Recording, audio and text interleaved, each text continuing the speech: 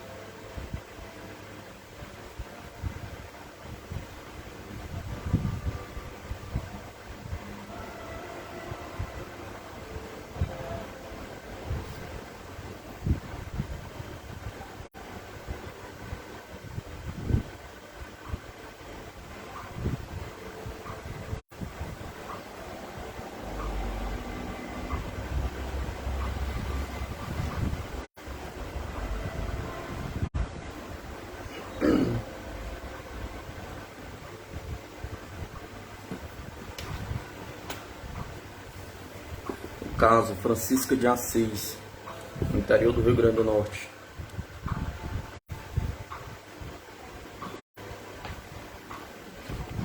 No interior do Rio Grande do Norte, destaque-se pela quantidade e profundidade de casos ufológicos, quase sempre de comportamento nocivo ou hostil. A região de Santa Cruz, na região centro-sul do estado, parece ser uma das áreas de maior incidência desse tipo de ocorrência. Nesta localidade, vários agricultores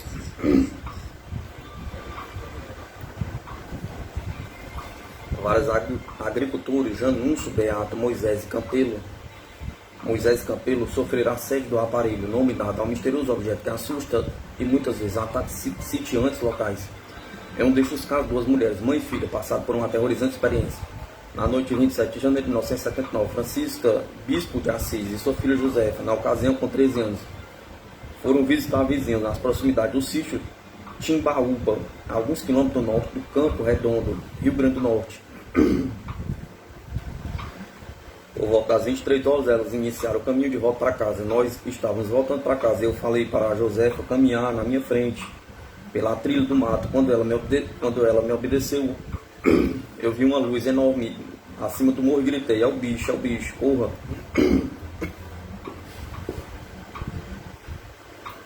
Aquilo era como uma estrela, mas de repente começou a aumentar de tamanho e a chegar mais perto da gente. Quando aquilo veio bem pertinho, era como um fogo grande, até maior do que um guarda-sol aberto. E quando aquilo se moveu para perto do chão, atirou um raio de luz para baixo. Josefa, ao ver o estranho objeto, gritou para a mãe correr, mas já era tarde. Ela sentiu-se presa pela luz emitida pelo objeto luminoso. Josefa disse: mãe, vamos correr. Mas de repente o bicho tinha me pegado no raio de luz. Eu comecei a levantar do chão e Josefa me agarrou, me puxando para baixo. Eu falei: vai embora porque o bicho me pegou, corra e se salve. E assim ela se foi e de repente um vento forte me atingiu. Veio do bicho e começou a me puxar na direção da luz. Era como um vendaval e eu senti muito frio. Enrolou meu vestido até a cintura e meus pés não tocavam mais o chão.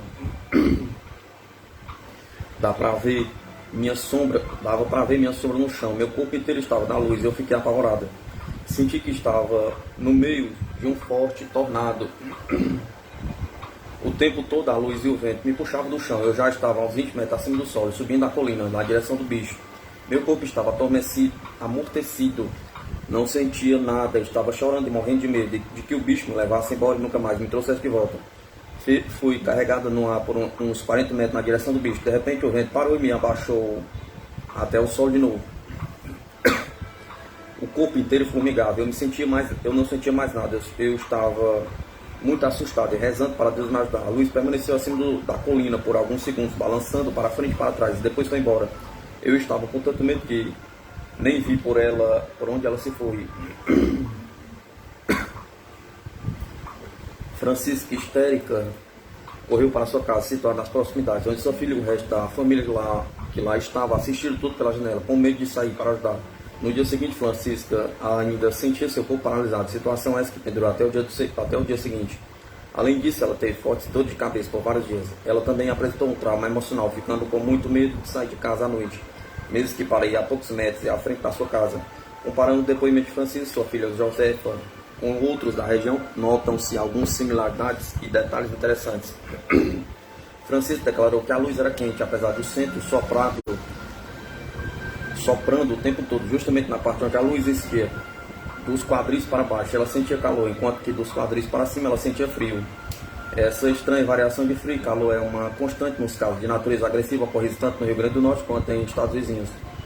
Não senti nada, agarrei o braço da minha mãe e puxei para baixo, mas não senti nada, achei que iam levá-la embora, declarou o ufólogo Bob Brett. Declarou ao ufólogo Bob Brett. Abdução em Mirassol. O caso de Mirassol é um dos mais importantes da ufologia brasileira, talvez mundial.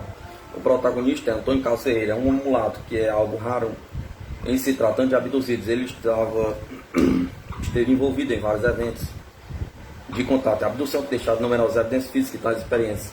Tudo começou na madrugada de 28 de junho de 1979, quando Antônio, na época com 21 anos, fazia guarda na indústria de móveis Fafá, na cidade de Mirassol, São Paulo, por volta das 3 horas da manhã. Antônio observou uma esfera luminosa de cor vermelho descendo ao lado da construção da fábrica, clareando tudo ao seu redor. Antônio não deu muita atenção ao fato, continuando sua ronda normalmente. Entrando em seguida na construção onde fazia guarda, ele estava acompanhado de um pastor alemão chamado Hung, que devia marcar ponta a cada 15 minutos. Então registrou o ponto, seguiu ao banheiro e notou que a estranha luz se encontrava presente no pátio da empresa. Ao sair do banheiro, resolveu averiguar o que seria aquilo. Ao sair, ele deparou-se com três homens de estatura baixa, aproximadamente 1 metro de altura, que trajavam uma espécie de macacão de cor branca cintilante que cobria todo o corpo. Na cabeça havia uma espécie de capacete respiratório que impedia a observação direta do resto.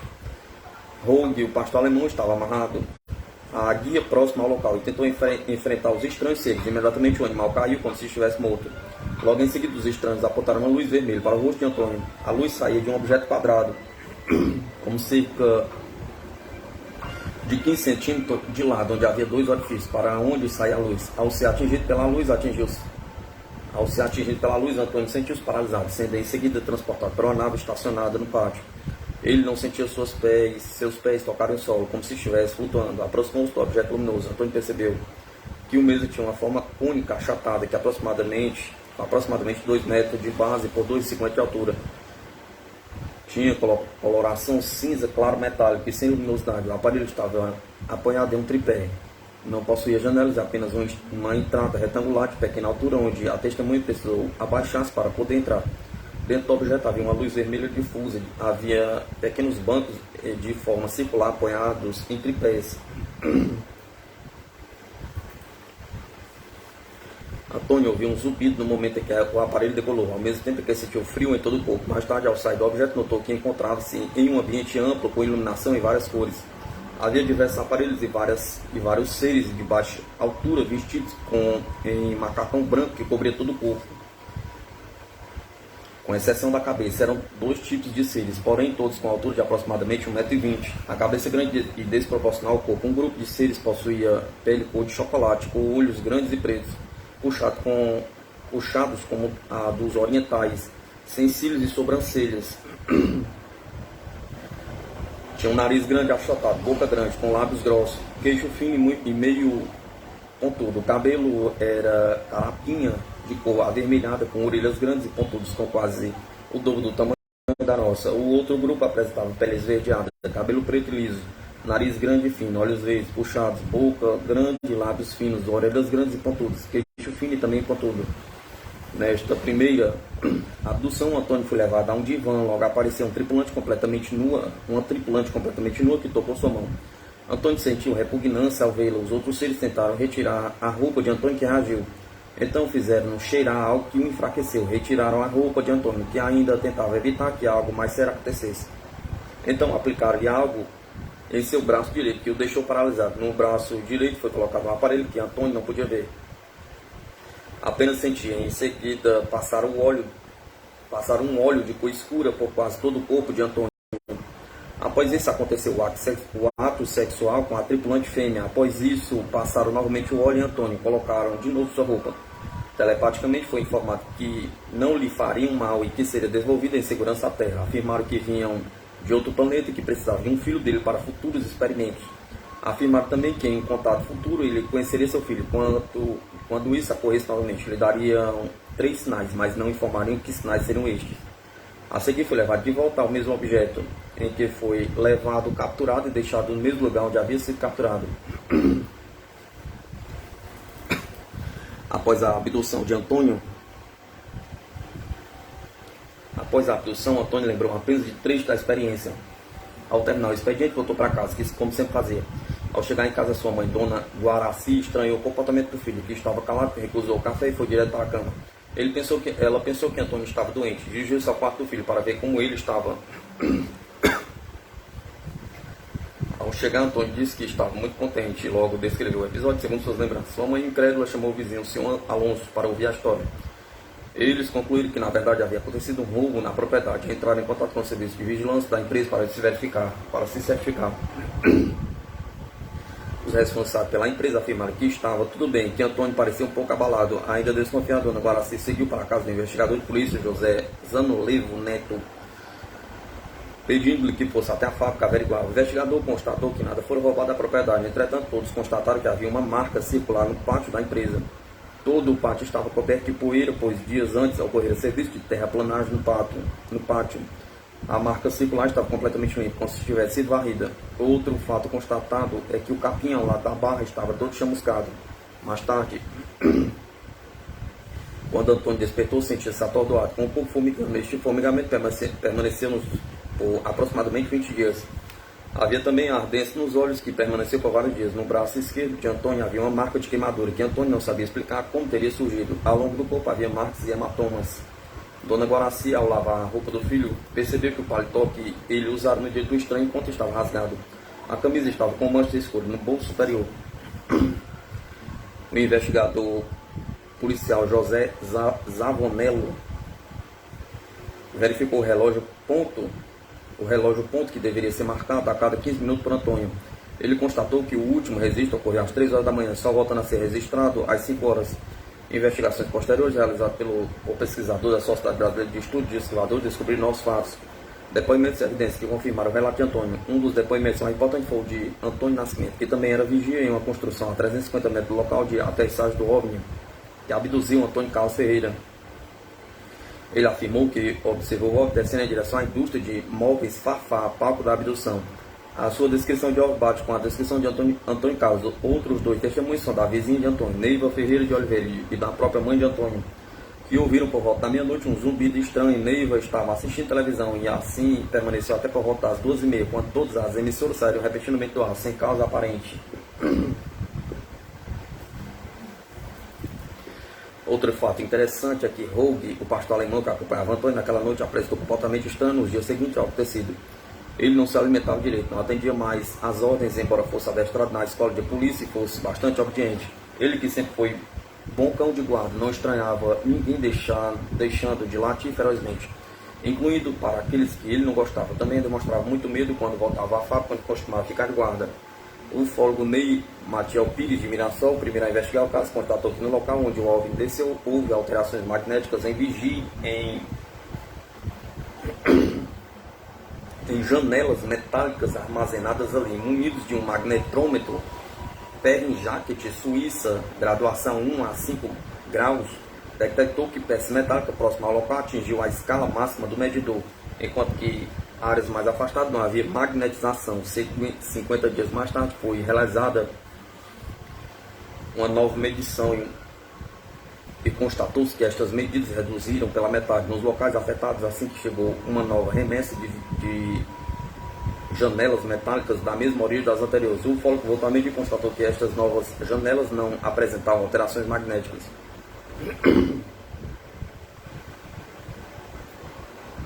Em 9 de setembro de 1979 ocorreu um novo contato entre Antônio e os ufonautas. Era domingo e ele dirigiu-se à casa de sua noiva para acertar detalhes do casamento a ser realizado no sábado seguinte. Por volta das 20 horas, os pais da noiva repentinamente se sentiram sonolentos e foram dormir.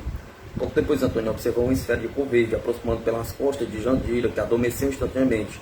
Logo a seguir, Antônio sentiu um formigamento pelo corpo. Neste contato, os ufonautas pediram que Antônio não tivesse medo, pois iriam ajudá-lo a melhorar de vida. Mostraram-se descontentes por ter sido realizada uma hipnose regressiva para recordar os fatos ocorridos no evento anterior. Eles pediram a Antônio que pedisse a sua mãe para ser mais discreta em relação aos eventos pelas quais o filho vem passando. Após terminar o contato, Jandir acordou e tudo voltou ao normal. No final de 1979, a região de Mirassol foi palco de eventos ufológicos envolvendo outras pessoas. Em sua maioria foram casos de avistamento e até perseguição de OVNIs a moradores. Os casos estenderam-se pelos primeiros meses de 1980, quando ocorreram novos avistamentos e até mesmo aterrissagens. A aterrissagem ocorreu na Fazenda Campo, a 2 km do perímetro urbano da cidade, em uma área de mata fechada, e foi testemunhado por várias pessoas. No local surgiu uma clareira com uns 30 metros de diâmetro, causada pela queda de aves, algumas delas bem volumosas. O caso da usina Maribondo. A represa hidrelétrica de Maribondo fica a 50 km de Barretos e a 50 km de São José do Rio Preto, na fronteira norte do estado de São Paulo. Foi neste local que ocorreu um contato imediato entre Jesus Antunes Moreira e tripulante de um disco voador. O protagonista havia jantado no acampamento de Furnas por volta das 17 horas, 6 de dezembro de 1978. Por volta das 18 horas, ele pegou sua arma, um revólver Taurus, calibre 38, e substituiu o guarda Cristiano Marinho de Araújo na guarda da represa. Naquele dia chovia e Jesus cobriu-se com uma capa de plástico, permanecendo na guarita da crista de cimento armado na barragem. Este ponto permitia ampla visão da área da barragem em ambos os lados da represa. Por volta das 20h40, algo chamou a atenção do vigia. Ele olhou a norte e observou um objeto luminoso a uns 200 metros de onde estava, e a uns 30 metros acima do horizonte. O aparelho luminoso aproximou-se do vigia, ao mesmo tempo em que diminuiu o brilho. Quando o objeto estava a 50 metros de Jesus, conseguiu definir melhor seu formato, um cone arredondado de aproximadamente 3 metros de diâmetro. O OVNI então mudou de direção, deslocando-se paralelamente à crista da barragem, ao longo de 300 a 400 metros à direita da guarita, que durou perto de 2 a 3 minutos. Não havia qualquer ruído perceptível. Entretanto, Jesus acreditou tratar-se de um helicóptero da companhia Furnas, com engenheiros ou diretores que tivessem ido checar alguma coisa na represa. O objeto, no entanto, foi se aproximando do vigia, parando a aproximadamente 7 metros deste. Na parte superior do cone havia uma espécie de porta. No alto desta porta havia uma portinhola que se abriu.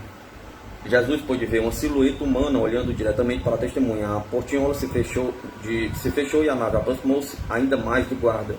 Logo abriu-se a porta maior, por onde saíram 3 pessoas que se posicionaram na plataforma que circundava o cone. Dos 3 seres, uma era mulher, pois apresentava seios e cabelos longos. Os outros 2 pareciam gêmeos. Todos tinham cabelo preto, pele cor de jamba avermelhado, sobrancelhas cerradas, usavam macacões inteiriços de cor azul metálico, usavam luvas de cor rosa.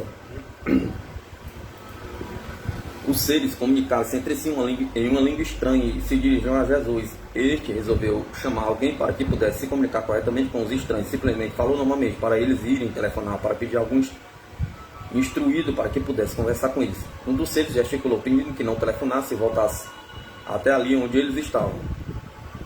Ele retornou, mas sentiu-se intimidado. Em função disso, resolveu dar um tiro para o chão com uma advertência. Quando puxou o gatilho, nada aconteceu, parecendo que a arma estava emperrada. A tripulante portava um objeto retangular do tamanho de uma caixa de sapatos. Ela elevou a caixa até a altura do ombro esquerdo. Logo em seguida, um dos tripulantes falou novamente, sendo perfeitamente entendido em português por Jesus. No pequeno diálogo que seguiu, eles disseram a Jesus que ele não deveria ter medo, pois eles estavam apenas fazendo pesquisas e que no futuro Jesus poderia participar da pesquisa se quiser. Pouco depois, os tripulantes retornaram ao objeto, que decolou em seguida. Logo após, Jesus sentiu-se tonto, com náuseas, sentiu sua vista arder. Imediatamente ele ligou para os seus superiores avisando do ocorrido. Mais tarde ele foi atendido pelo Dr. Sérgio Tadeu F. Bandeira, que confirmou que a testemunha estava com hipersensibilidade visual.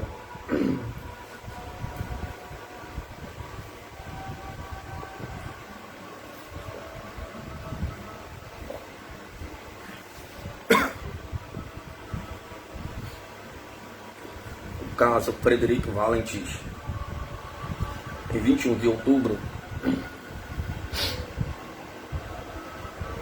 de 1979, na região de Melbourne, na Austrália, ocorreu um dos mais assombrosos casos de registro de OVNI.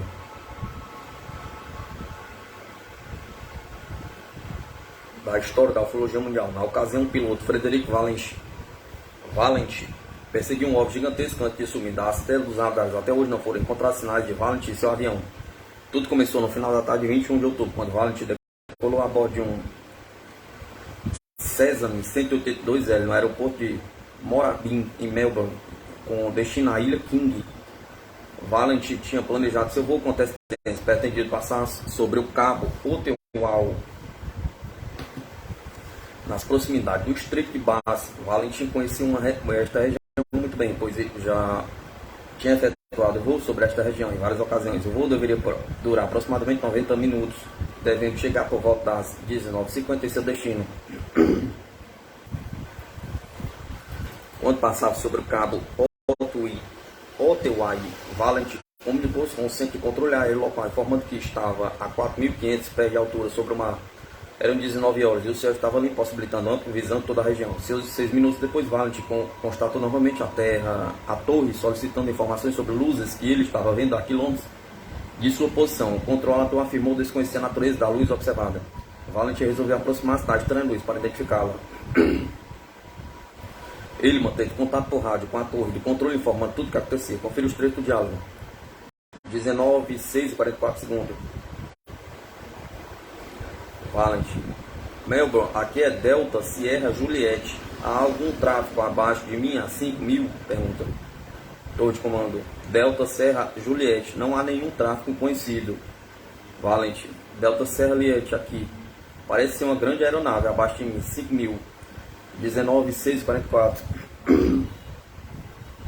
Torre de comando: Delta Sierra Juliette. Que tipo de aeronave é essa? Pergunta. Valenti: Delta Sierra Juliette aqui. Eu não posso precisar. Apresento 4 luzes. É como as luzes de pouso de uma aeronave. 19, 7. Torre de comando: Delta Sierra Juliette. Valenti: Melbourne, aqui Delta Sierra Juliette. A aeronave acaba de passar por mim a pelo menos 1.000 pés. Torre de comando: Delta Sierra Juliette. Roger. E é uma grande aeronave, confirme. Valenti: desconheço devido à sua velocidade. Existe alguma aeronave da Força Aérea nas vizinhanças? Perguntou. Torre de comando: Delta Sierra Juliette. Não há nenhum tráfego nas vizinhanças. Valenti: Melbourne está se aproximando agora, vindo do leste na minha direção. Torre de comando: Delta Sierra Juliette. O microfone ficou aberto por 2 segundos. Valenti: Delta Sierra Juliette aqui. Me parece que a coisa está jogando algum tipo de jogo. Está voando 2 ou 3 vezes a velocidade que eu não posso identificar. Torre de comando: Delta Sierra Juliette. Roger, qual é o seu nível atual? Valenti: meu nível atual é 4,5 mil pés. Torre de comando: Delta Sierra Juliette. E você confirma que não pode identificar a aeronave? Pergunta. Valenti: afirmativo. Torre de comando: Delta Sierra Juliette. Roger, aguarde. Valenti: Melbourne, aqui é Delta Sierra Juliette. Aquilo não é uma aeronave. Aquilo está microfone aberto 2 segundos. Torre de comando: Delta Sierra Juliette. Você pode descrever a aeronave? Valenti: Delta Sierra Juliette aqui. Quando passa parece ser enorme, comprido. Não posso identificar, mas aquilo é muito rápido. Está bem na minha frente agora, Melbourne. Torre de comando: Delta Sierra Juliette. Roger, me informe qual o tamanho que o objeto pode ter. Valenti: Delta Sierra Juliette. Melbourne, parece que está estacionário. O que eu estou fazendo bem agora é orbitar, e a coisa está orbitando sobre mim também. A coisa tem luzes verdes e tem algum tipo de superfície metálica, pois toda ela brilha por fora. Torre de comando: Delta Sierra Juliette. Valenti: Delta Sierra Juliette aqui. Microfone aberto por 5 segundos. A coisa simplesmente desapareceu. Torre de comando: Delta Sierra Juliette. Valenti: Melbourne, você saberia informar que tipo de aeronave é aquela? Pergunta. Seria uma nave militar? Pergunta. Torre de comando: Delta Sierra Juliette. Confirme que a aeronave desapareceu. Valenti: repita, por favor. Delta Sierra Juliette. A aeronave ainda está aí com você? Perguntou a torre de comando. Valenti: Delta Sierra Juliette, está, ó, não, está agora se aproximando, vindo do sudeste. Torre de comando, Delta Sierra Juliette, Valentim. Delta Sierra Juliette, aqui. O aparelho é muito estranho, agora eu tenho a 23 ou 24 e a coisa está... Torre de comando, Delta Sierra Juliette, Roger, quais são as atitudes agora? Quais são as suas atitudes agora? Valentim, minha atitude agora é para a ilha King, Melbourne. Aguarde, a estranha aeronave está sobrevoando-me agora, bem acima, novamente. Está acima de mim e não é uma aeronave. Delta Sierra Juliette. Valentim. Delta Sierra Juliette, Melbourne. 19:12:55. Fim das comunicações. Após 17 segundos de ruídos metálicos de origem desconhecida. Outro caso, abdução em Maringá, Paraná. Na noite de sexta-feira, 17 de abril de 1979, aconteceu dos mais intrigantes abduções da história da ufologia. O caso se deu no Jardim Alvorada, um populoso bairro da cidade de Maringá. O jovem eletricista Jocelino Matos, que na época tinha 21 anos, estava acompanhado de seu irmão mais novo, Roberto Carlos, de 13 anos, quando foi surpreendido por um objeto intensamente iluminado. Jocelino então foi levado para o UFO, enquanto seu irmão ficou inconsciente, caído sobre o gramado. O incidente durou aproximadamente das 23 horas a 1h30 da manhã. Tudo começou quando o contatado e seu irmão estavam indo para a casa de suas irmãs assistir um programa religioso na TV e decidiram voltar, pois já era muito tarde. Jocelino contou que percebeu o UFO no caminho. Meu irmão chamou minha atenção para aquela estrela esquisita. Ele estava perturbado com a presença daquilo no céu e eu disse a ele que era apenas uma estrela e que por isso não precisava ter medo, mas eu senti que aquilo não seguia enquanto dávamos. E acho que não seguia por uns 100 metros e comecei a ficar assustado também. Jocelino continua o relato. Quando chegamos na esquina onde tomaríamos o caminho direto para casa, sentimos uma estranha sensação. Meu sangue começou a correr mais rapidamente em minhas veias e comecei a me sentir nervoso. Eu não sei porquê, mas começamos a correr em direção a uma árvore num campo próximo, saindo completamente da nossa rota. Eu não queria ir naquela direção, mas algo fez com que eu e meu irmão fôssemos para lá. Era difícil andar sobre aquela terra arada que já estava preparada para o plantio. Quando nós estávamos embaixo da árvore, fomos jogados ao chão por uma força desconhecida. O objeto voador estava a uns 15 metros de nós, parando aproximadamente 3 metros do solo. Ele estava flutuando silenciosamente no ar. Isso é tudo que eu posso me lembrar, exceto o fato que eu ouvi uma voz me dizendo algo como: a missão não está terminada, nós voltaremos. Não sei como ouvi essa voz, mas parecia um sonho. Algum tempo depois eles se levantaram e começaram a andar com dificuldade. Não conseguiram andar sozinhos e foi preciso que apoiassem um no outro para fazer o resto do caminho de volta. Eles levaram um bom tempo para encontrar a casa. Parecia estar muito longe, queriam chegar logo, pois estavam sujos de terra e sentindo uma estranha fome. Jocelyn disse que nunca havia se sentido assim antes. Suas pernas estavam fracas e tremendo muito. Ao chegar em casa, os irmãos eram esperados pela família, que já estava preocupada. Minha mãe e meus outros irmãos correram até mim e Roberto, nos ajudando. Explicamos tudo o que aconteceu. Inicialmente eles duvidaram, mas depois... Isso foi tudo que Jocelyn conseguiu se lembrar. Conscientemente de seu contato, várias outras pessoas haviam avistado objetos estranhos em Maringá, na mesma época.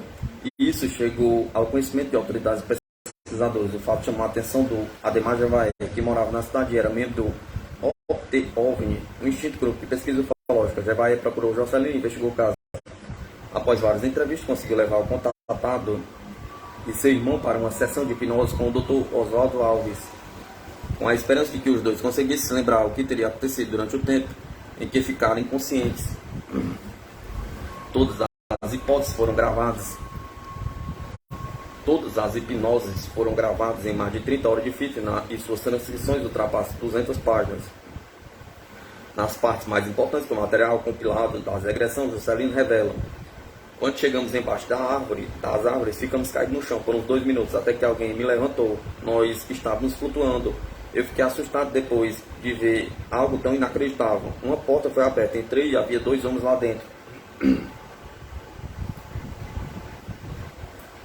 Em busca da memória perdida do contatado, um processo que pode definir se uma pessoa sofreu ou não uma abdução. Jocelyn continua. Um deles veio e me observou, pegou um objeto que eu não sei o que é e colocou no meu braço esquerdo, fez um sinal para que eu fosse para dentro da nave. Andamos um pouco, chegamos a uma sala cheia de computadores. Havia um tipo de mostrador em uma mesa que tinha luz diferente, que eu não sei explicar. Depois disso, levou-me a uma sala cheia de coisas que pareciam motores. Eu nunca tinha visto nada parecido antes. Os tais motores não estavam quentes, nem faziam barulho. O extraterrestre levou o contatado para conhecer toda a nave, passando também por uma sala onde havia pintura semelhante a fotografias.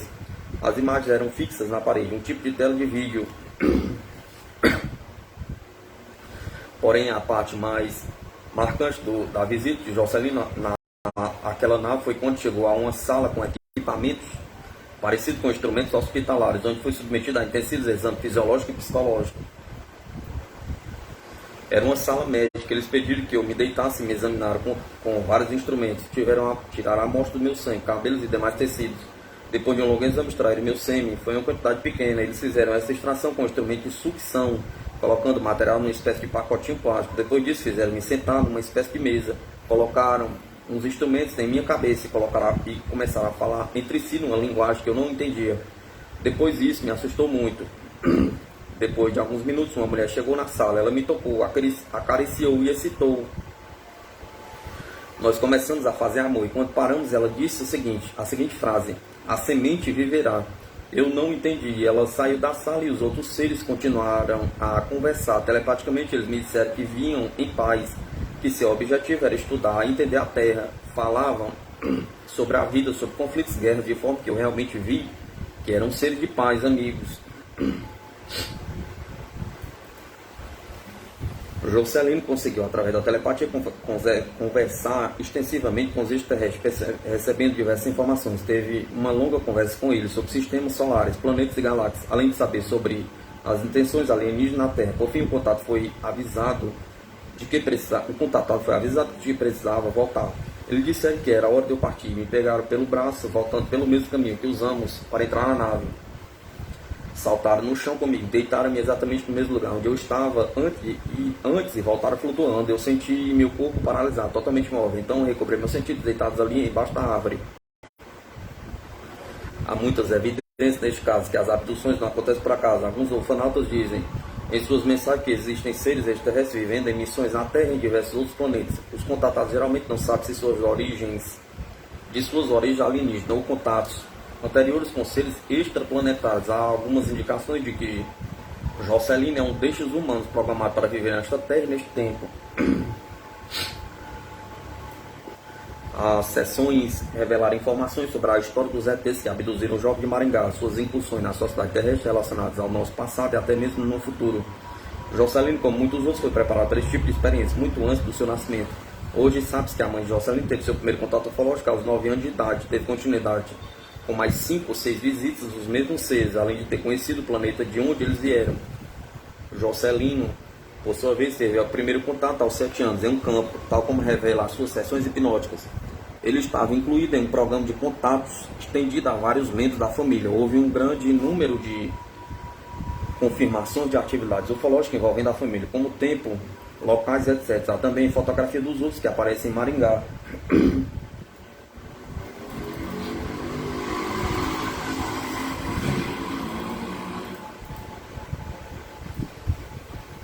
Trecho da primeira sessão hipnótica de Jocelyn Matos, hipnólogo. Em que lugar da nave você está agora, Jocelyn? Eu estou em algo parecido com uma cadeira de dentista, muito moderna, sofisticada e mecanizada. A temperatura do ambiente é normal. Tem um aparelho na minha cabeça. Hipnólogo. Como eles colocam os equipamentos na sua cabeça? Perguntou Jocelyn. É parecido com um capacete. Sinceramente, não vejo muito bem. Sei que estou consciente todo o tempo, mas vejo somente que o capacete é móvel. Hipnólogo. Com quem você conversa na nave, Jocelyn? Conversa somente com a mulher. Porém, os outros ETs falavam comigo antes dela chegar. Ela entrou por uma porta e sentou ao meu lado. Começa a me acariciar amavelmente, passar a mão no meu rosto, cabelo, peito, por todo o meu corpo. Hipnólogo. Você fica excitado? Jocelyn. Sim. Agora ela abre a parte da roupa uma espécie de zíper, não posso ver nada direito, estou em cima dela, fazendo sexo. Hipnólogo, que tipo de sensação ela demonstra? Jocelino, ela não demonstra nada, nenhuma sensação, tem um prazer gelado, diz poucas palavras, apenas que é uma mulher viajante, mas não específica que tipo de pessoa é. Hipnólogo, como se comunicam? Jocelino, conversamos por pensamento, ela não precisa mexer os lábios para conversar. Hipnólogo, e como é essa mulher? Jocelino, ela usa um macacão preto, seus cabelos são longos, negros e caem sobre os ombros. Ela não permite que veja todo o seu corpo, permanece vestido todo o tempo. É como uma moça alta, de mais ou menos 1,75 m de altura. Mais alta do que eu, seus olhos são negros. Tem sobrancelhas e sua pele é morena, mais escura que a dos homens que estão na nave. Hipnólogo, tem outras características? Jocelino, o nariz e os olhos são iguais aos nossos. Tinha lábios médios e não vejo se há dentes. Tem orelhas comuns. É uma moça muito bonita em relação às terráqueas. Não usa nenhuma joia. Sua roupa é fechada até o pescoço. Não consegui saber se tinha seios ou não. Ela não permite que eu veja ou toque. Hipnólogo, e o que vocês conversaram? Jocelino, ela me disse que talvez a semente cresça. Nós conversamos sobre a Terra, sobre a maneira neurótica que as pessoas vivem. Ela disse que a vida aqui é cheia de conflitos, guerras e fome, de forma que ninguém se preocupa com os efeitos de tudo isso. Diz também que ela e todos os outros da nave são amigos, que vieram numa missão para nos julgar ou algo parecido. Agora ela se retirou pela mesma porta que entrou. Hipnólogo, fale mais sobre essa missão. Eles vieram para nos ajudar? Pergunta Jocelino.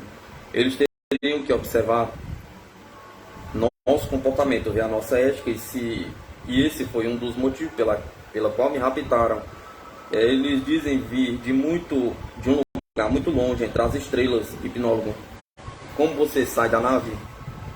Juscelino, flutuando, levam-me até o lugar onde o meu irmão está deitado. A nave está a uma distância de mais ou menos 800 metros da árvore, a 5 metros do solo. Vou para junto do meu irmão e não vejo mais os ocupantes do UFO. Hipnólogo, e o que faz ao encontrar seu irmão? Jocelino, tento ir para casa, estão muito desgastados, precisamos nos apoiar para levantar.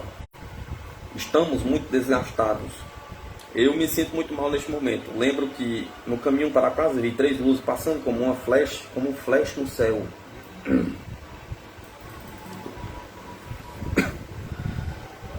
Um importante aspecto do contato de Jocelino Matos e seu irmão Roberto Carlos é que eles manifestaram algo menos como um escrito espontâneo em linguagem extraterrena, ou seja, uma espécie de psicografia. Contudo, essa linguagem não é compreendida pelos contatados, mas eles esperam ainda compreendê-lo no futuro. Esse fenômeno iniciou em 1981, quando Jocelino começou a escrever utilizando estranhas simbologias. De acordo com a esposa de Jocelino, Marilena, essas manifestações começaram quando, certa vez, eles estavam sentados na mesa e o contatado sentiu incontrolável vontade de escrever. Imediatamente pegou caneta e papel e iniciou, fazendo uma série de símbolos indecifráveis, escritos de forma irregular. No entanto, esse fato se tornou mais significativo quando soube-se que estava relacionado à mãe de Jocelino, Dona Maria Rosa. O contatado não deu valor a esses escritos, que são muitos. Para ele, ninguém iria saber o que eles querem dizer. Mas Dona Maria Rosa pensa o contrário, pois para ela essas mensagens são muito importantes. Vale ressaltar que a mãe do contatado também recebeu esse tipo de mensagem dos extraterrestres desde o seu primeiro contato, aos 9 anos de idade.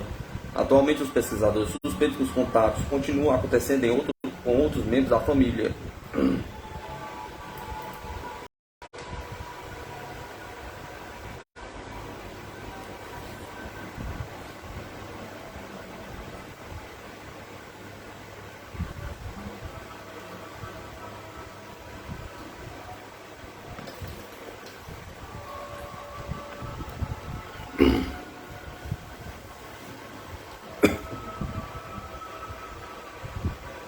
O caso Janúncio.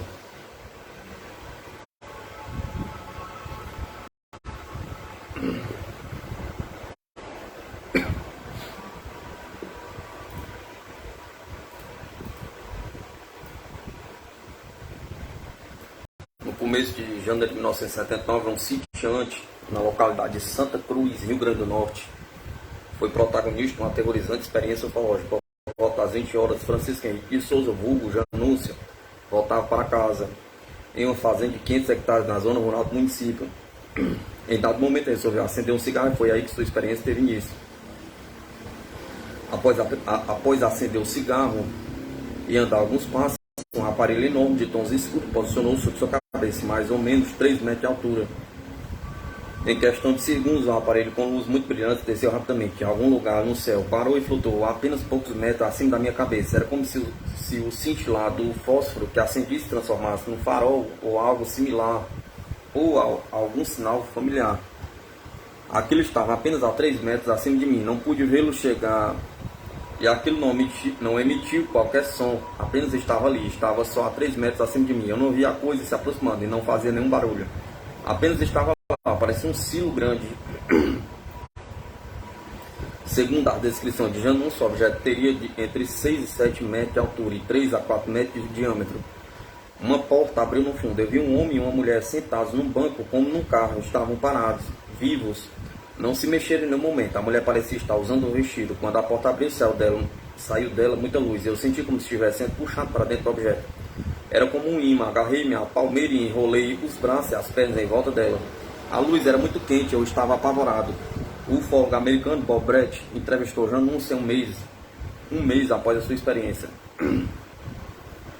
Este descreveu que a atração exercida pelo objeto através da luz era muito intensa, pois ele, que pesava 70 quilos, agarrava-se com todas as forças no tronco da palmeira e mesmo assim foi sendo arrastado para cima.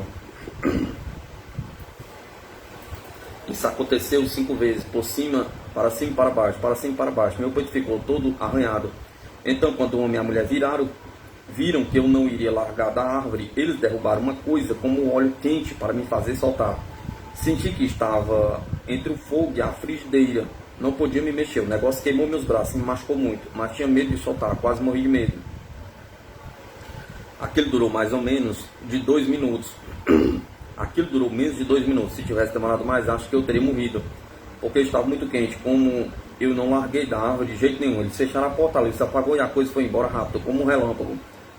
Janúncio não ouviu qualquer som durante a partida do objeto. Pouco depois ele seguiu rapidamente para casa. Ao chegar, contou o ocorrido à sua esposa. No dia seguinte ele passou mal em decorrência do contato. Fiquei doente por 2 dias, não conseguia comer, tinha dor de cabeça. Meu peito estava arranhado e vermelho, meus braços tinham queimaduras como se fossem cigarros.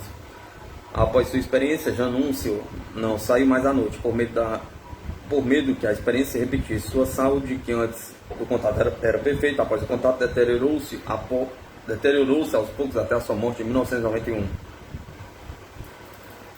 Abdução em Pelotas, Carlos José Inácio Álvares. A década de 70 foi uma das mais ricas para a ufologia brasileira. Em 1971 a 1980 ocorreram inúmeros casos de contato imediato com tripulantes de objetos voadores não identificados. Um destes eventos ocorreu na noite de 2 para 3 de março de 1978, envolvendo um jovem estudante gaúcho, José Inácio Álvaro.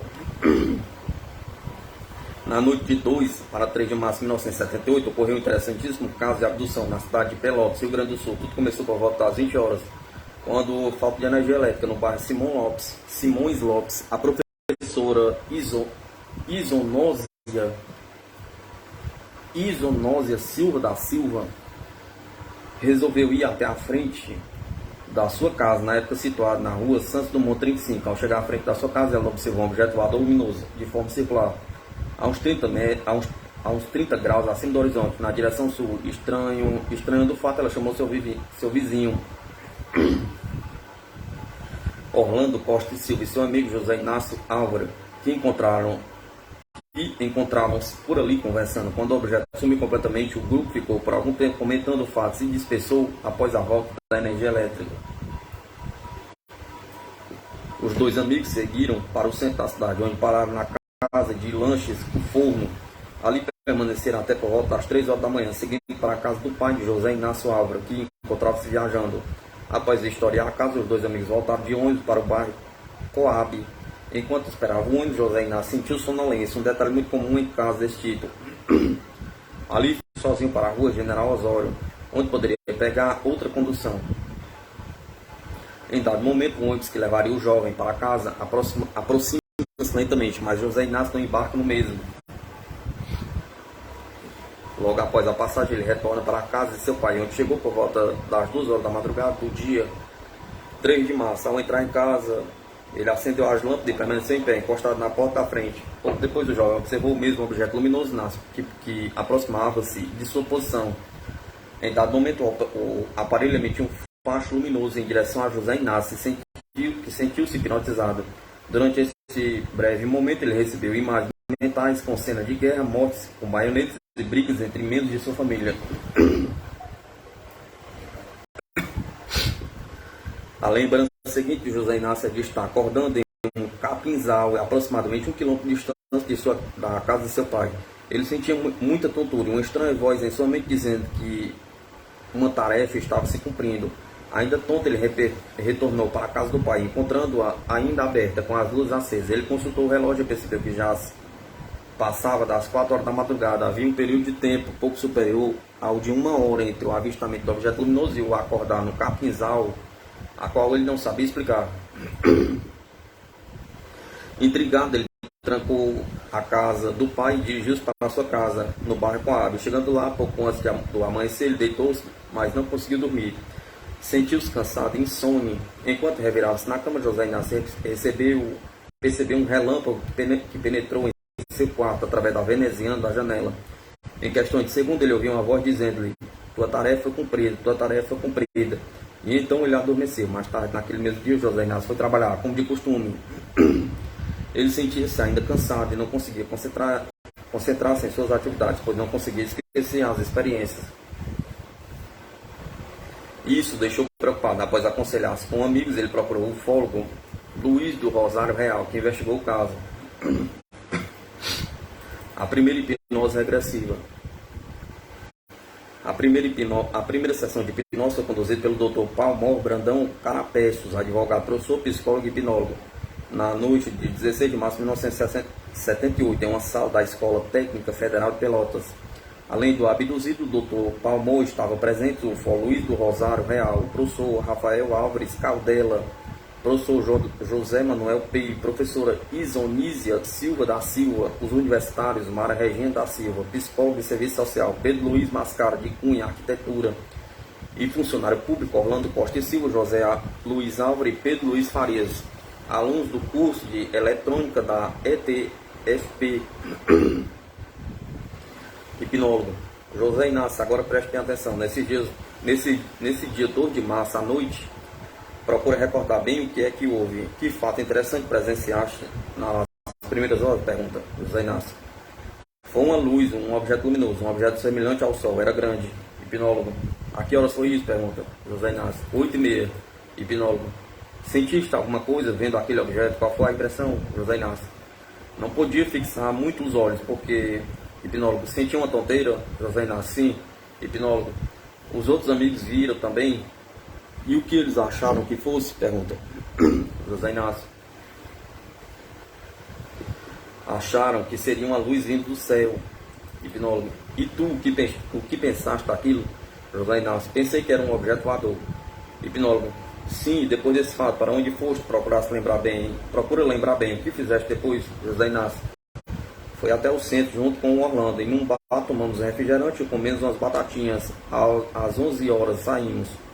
Hipnólogo. Sim, foram para onde? José Inácio. Para a casa do meu pai, na Fragata. Hipnólogo. Quando vocês chegaram lá, o que fizeram? José Inácio. Eu vi uma luz, a mesma luz que havia visto antes. Hipnólogo. Sim, aí o que aconteceu? José Inácio. Havia uma espécie de raio, me sentia tonto, muito tonto. Aquela luz parecia me dizer que eu tinha que caminhar, e eu acompanhei aquela luz até o campo. Hipnólogo. Foste caminhando com os teus próprios meios, caminhando naturalmente, ou aquela luz? José Inácio. Segui a luz, caminhando. Hipnólogo. E aí o que aconteceu? José Inácio. Aquela luz veio em minha direção. Do fundo do campo, ela desceu em forma de energia, forma luminosa muito forte, sobre a minha cabeça. Hipnólogo. Sim, daí deu para perceberes alguma coisa além da luz? José Inácio. Alguém me pegou, me agarrou. Era um vulto, mais de um. Me levaram para dentro daquele objeto luminoso. Hipnólogo. Como era o objeto? Chegaste a ver a forma dele?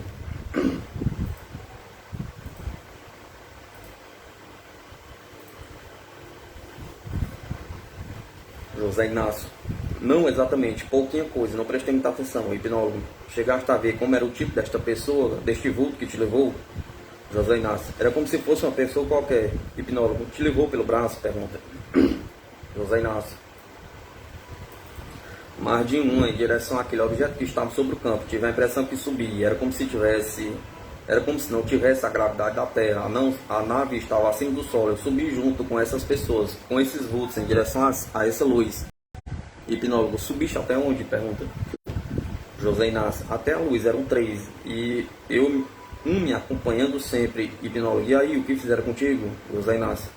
Entre 3 pontos. Tinha uma mesa, a mesa colorida, cheia de luzes. Disseram que eu tinha de fazer alguma coisa naquele momento. Mas eu estava muito tonto.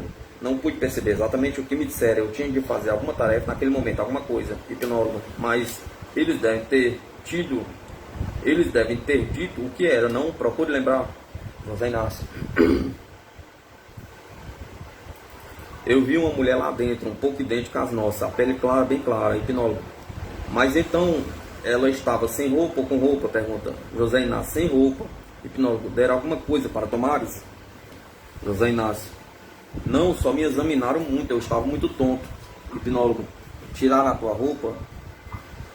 José Inácio. Botaram as mãos sobre a minha cabeça. Me deixaram mais tonto ainda. Me disseram que eu tinha uma tarefa importante para fazer. Que eu não me preocupasse. Hipnólogo. Sim, qual seria essa tarefa? Procure lembrar. Tens guardado na mente tudo o que te aconteceu. Essa moça, procure lembrar o que fez. José Inácio. Eles me botaram junto da moça, no chão, como se fosse uma rede, como se fosse de couro macio. A moça me agarrou, característica semelhante a qualquer mulher. Hipnólogo. O que ela fez contigo? José Inácio. Me acariciou, que eu não ficasse nervoso. Que eles vieram, a missão de paz, vieram fazer uma das muitas experiências já feitas. O vulto me disse isso, o vulto em forma de energia, uma pessoa como se tivesse um sombreado, não dava para distinguir, apenas a moça. Hipnólogo. O resto era semelhante a nós? Pergunta. José Inácio. Com pouca diferença, os olhos claros, cabelos longos. Hipnólogo. Era baixo ou alta? José Inácio. Alta. Hipnólogo. O corpo, procure lembrar, o corpo fino, era gordo, cheia de corpo? Pergunta. José Inácio. Cheia. Hipnólogo. E a aparência dela, como era?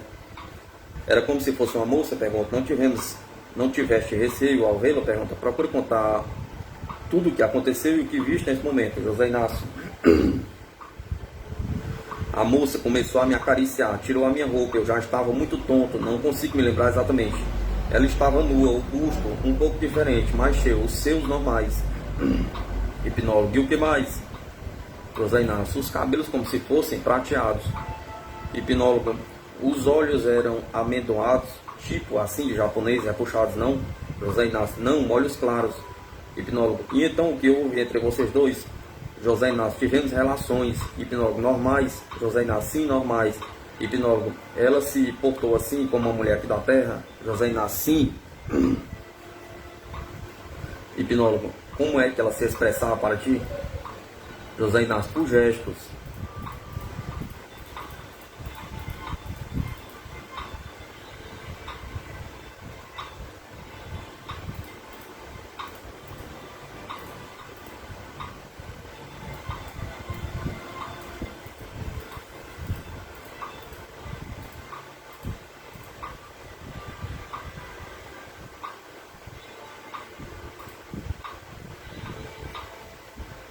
Hipnólogo.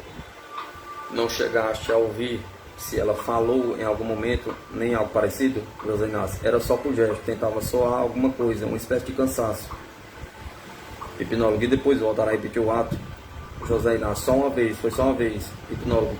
Depois disso que houve, ela ficou contigo ainda? José Inácio. Não, alguma coisa me disse telepaticamente, como se fosse telepaticamente, que tinha sido tudo normal. Botei a minha roupa, eles colocaram as mãos sobre a minha cabeça. Hipnólogo. Sim, ficaste consciente do que estava acontecendo. Depois que puseram as mãos sobre a tua cabeça? José Inácio. Mais inconsciente.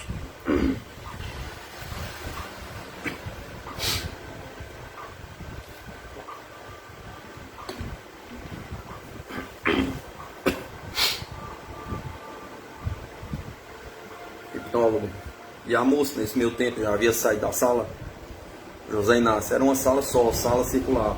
A cama era sobre o chão, o solo. Hipnólogo. Daí o que aconteceu depois, José Inácio? Disseram que a minha tarefa estava terminada. Vi uma espécie de sorriso deles. Hipnólogo. Quantas pessoas estavam na sala? José Inácio. Vi a moça normal e os dois vultos. Hipnólogo. Como era a forma deles, mais ou menos, não viste? José Inácio. Era um vulto escuro dentro de uma luz muito clara. Hipnólogo. Eles eram altos, assim, da altura da moça? José Inácio. Um pouco mais altos. Hipnólogo. Mas eles estariam com máscara, não dava para ver o rosto? José Inácio. Não, era assim como se fosse a sombra deles mesmo. Hipnólogo. Quando o vulto pela primeira vez botou a mão sobre a sua cabeça, sentiste assim como se fosse uma mão mesmo? José Inácio. Sim, era uma mão. Aí fiquei mais inconsciente ainda. A partir desse momento a moça passou a me olhar com aqueles olhos brilhantes, me acariciou. Hipnólogo. José Inácio, depois de contato com a moça, voltaram a pôr a mão sobre a tua cabeça? José Inácio. Sim. Hipnólogo. E disseram alguma coisa? José Inácio. Sim, que a minha tarefa estava cumprida, que como se eu estivesse flutuando acima, como se não tivesse o campo de gravidade, como se tivesse passado por intermédio daquelas paredes. Desci lentamente ao solo no campo. Hipnólogo. Sozinho?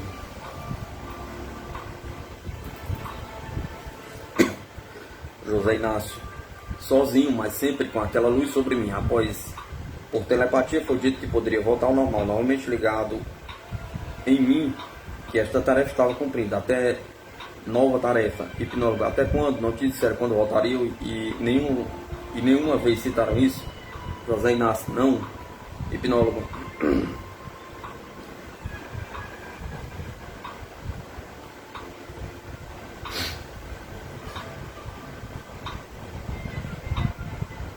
E depois te acordas daquele lugar ali com a luz como foi? Com a luz como foi, José Inácio? Ao ter voltado ao normal, procurei sair dali, sem saber o que havia acontecido. Hipnólogo. Antes de entrar naquele objeto, chegaste a ver a forma dele por fora ou não deu para ver? José Inácio. Não, só por dentro. Hipnólogo. E por dentro como era? José Inácio. Uma sala redonda, cheia de luzes suaves, muito claras. Hipnólogo. Nessa sala, o que pudeste te ver mais, além da cama, uma mesa? José Inácio. Não havia mesa, tinha um solo. Era como se fosse o solo, era como se o solo fosse uma parede, o chão era como se fosse todo iluminado, como se tivesse uma luz por baixo, não dava para se identificar.